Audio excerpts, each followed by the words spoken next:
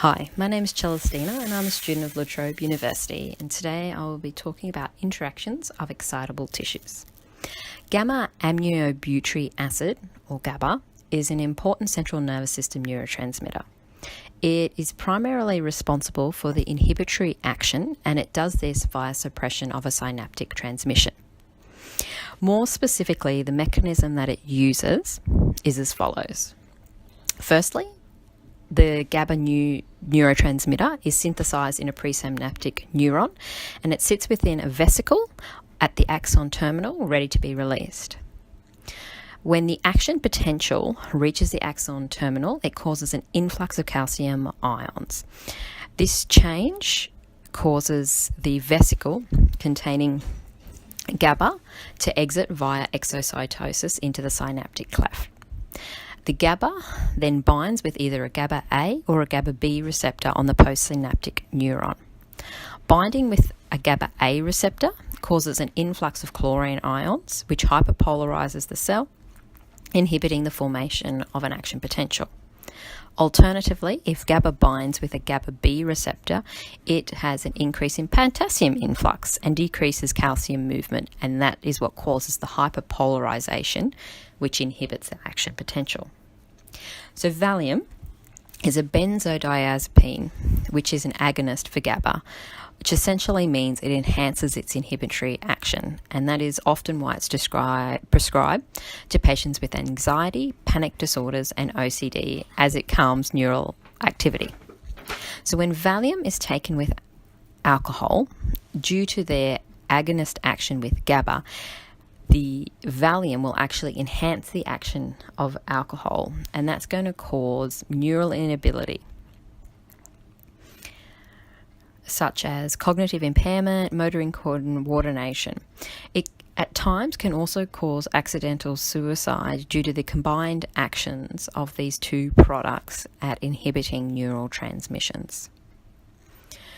Now, both benzodiazepine and alcohol act upon the GABA A receptor. And as mentioned before, they were the ones that were associated with the chlorine channel. So they cause an influx of chlorine, which hyperpolarizes the cell and inhibits the transmission of the action potential.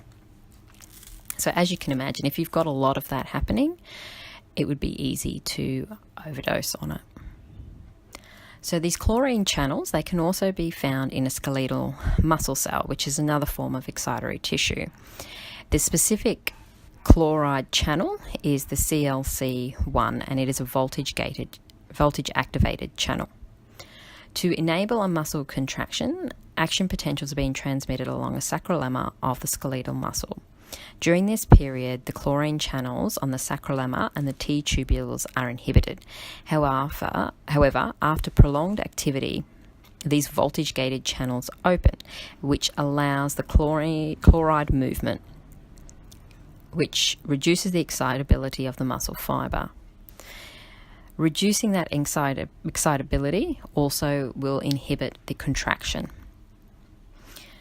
which helps protect the muscle fiber from damage. A condition found within the skeletal muscle is dystropia myotonica, or DM, and this is a condition where DNA mutations result in an ill-formed chlorine channel on the sacrolemma or the T tubules, and this impacts its conductance of chloride. In doing so, it's going to impact its ability to return the cell to its resting membrane potential, or cause those hyperpolarizations, which reduce the excitability. So the main symptom of an individual with this condition is delayed muscle relaxation. So for example, if they've gripped something with a forcible hand grip, the inability to then release that hand grip when they want to. This kind of symptom can be explained as the muscle cell is being excited. However, it can then not be, that excitation cannot be inhibited. And the inability to inhibit that means it cannot return to its resting membrane potential, and the contraction can then not cease, which means the contraction continues on, which is why the individual in the example presented, it cannot release its hand grip. Thank you for listening.